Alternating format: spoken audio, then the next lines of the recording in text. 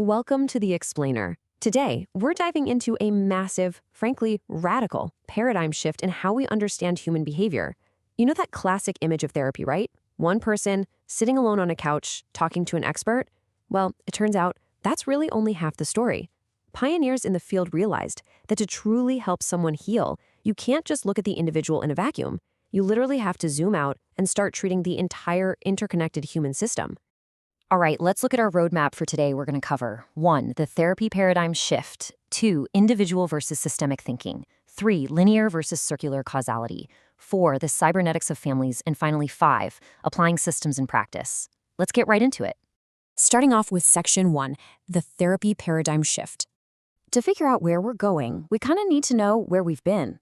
Traditional counseling was deeply rooted in Western individualism, a huge focus on personal autonomy. But here's the thing, we aren't raised in a vacuum. If we zoom out from the individual, we see this beautifully mapped out in Bronfenbrenner's bioecological systems theory.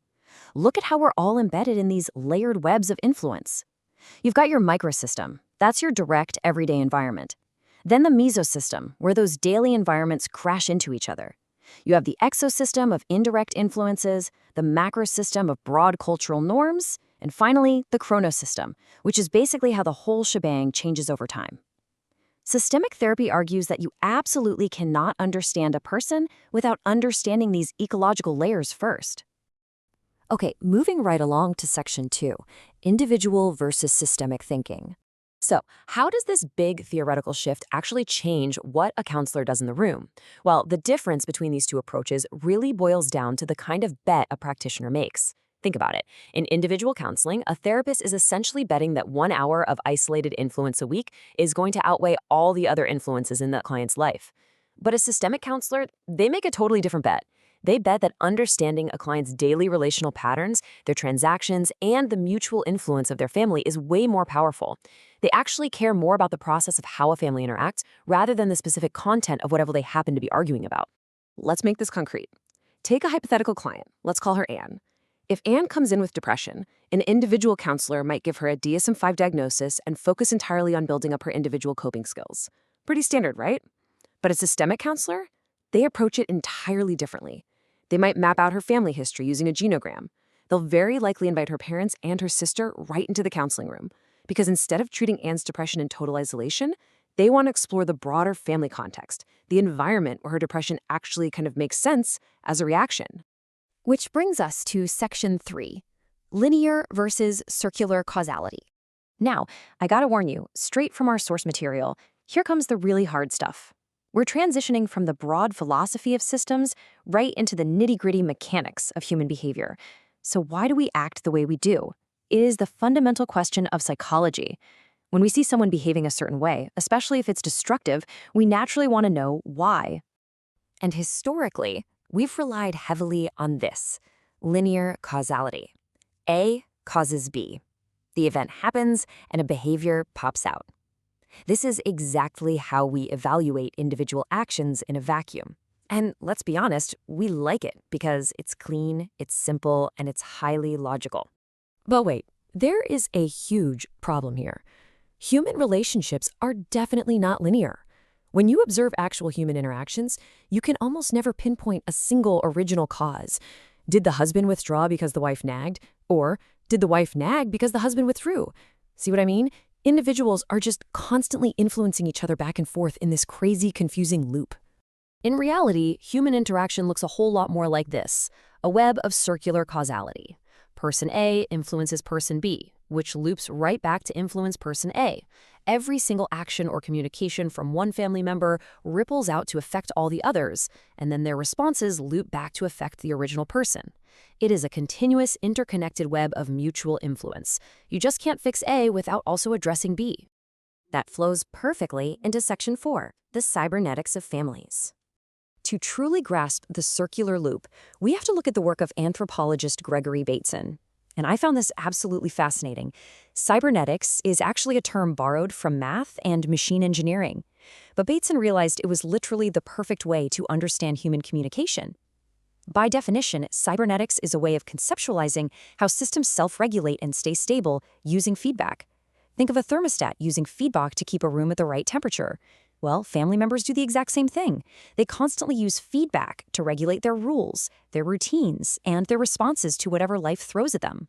Now, what's crucial to understand here is how we define that feedback. We talk about positive feedback loops and negative feedback loops. But careful, positive and negative are not moral judgments here. It's not about good or bad. A positive feedback loop is simply a reaction that initiates change in the system.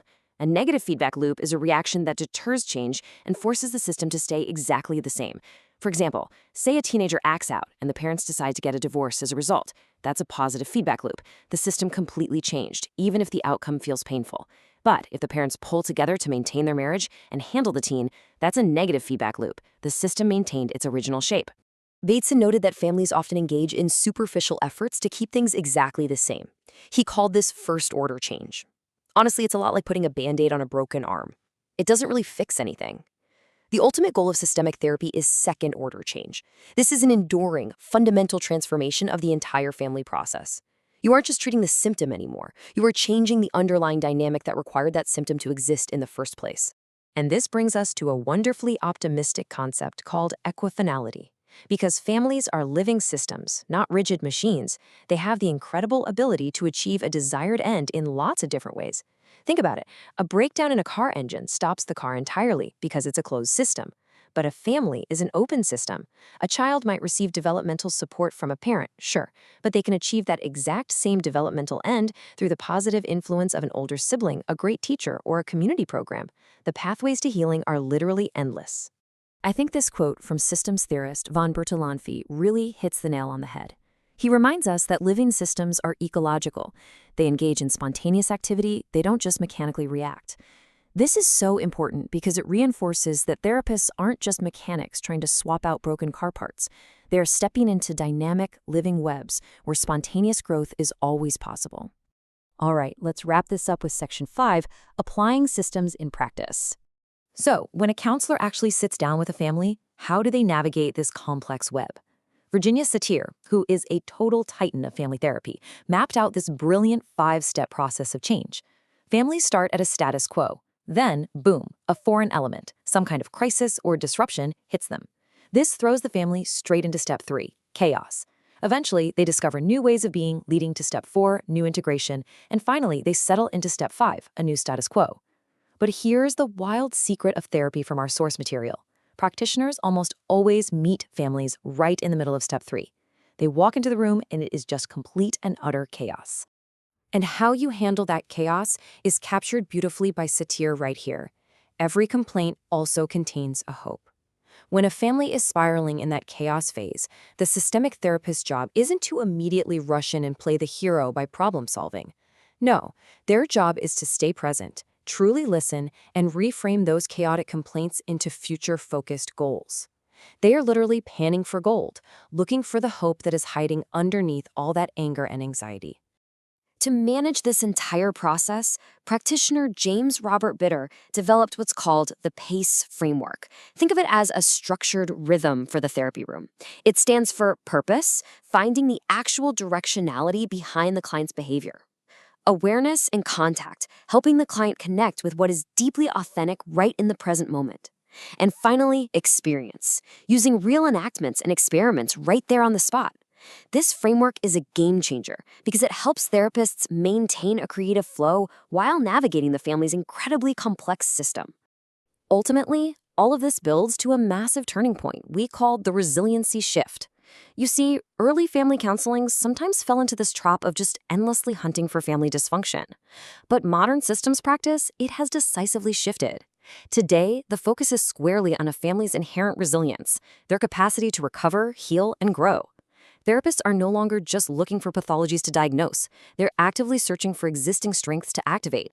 Well, we have covered a ton of ground today, moving from the isolated couch to the vast, interconnected systems we all inhabit. But I want to leave you with one final thought to chew on. If we are all embedded in these living webs, what feedback loops are currently shaping your life? Take a hard look at your own chronosystem. Who is influencing you every single day, and who are you influencing in return? Because once you start seeing the world through this systemic lens, you realize pretty quickly, none of us are ever truly acting alone. Thanks so much for joining this explainer, and keep exploring the systems around you.